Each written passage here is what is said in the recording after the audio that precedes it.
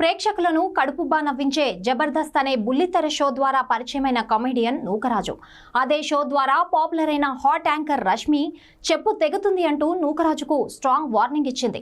మరి ఎప్పుడూ కూల్గా ఉంటూ టీమ్ లీడర్స్ తనపై వేసే పంచులను లైట్ తీసుకునే రష్మికి అంత కోపం తెప్పించే విధంగా నూకరాజు ఏం చేశాడో ఓ లుక్కేద్దాం పదండి. ఇటీవల కాలంలో బుల్లితెర షోలలో బాగా సందడి చేస్తున్నాడు Nookaraju. Senior heroine Indraja show జడ్జిగా ఉన్నప్పుడు నూకరాజుని బాగా ఆదరించేది. ఆమె షో నుండి వెళ్లిపోయినప్పటికీ నూకరాజు సందడి ఏమాత్రం తగ్గలేదు. అయితే తాజాగా రిలీజ్ అయిన జబర్దస్త్ లేటెస్ట్ ప్రోమోలో నూకరాజు చేసిన పనికి రష్మి షాకింగ్ కామెంట్స్ చేసింది. అసలేం జరిగిందంటే జూన్ 21, 22న రిలీజ్ కాబోతున్న జబర్దస్త్ లేటెస్ట్ ఎపిసోడ్లకు సంబంధించిన ప్రోమోను తాజాగా రిలీజ్ చేశారు. అందులో ఎప్పటిలాగే కొన్ని హైలైట్ సీన్స్ ను ప్రేక్షకులకు చూపించి షోపై ఇంట్రెస్ట్ క్రియేట్ చేశారు.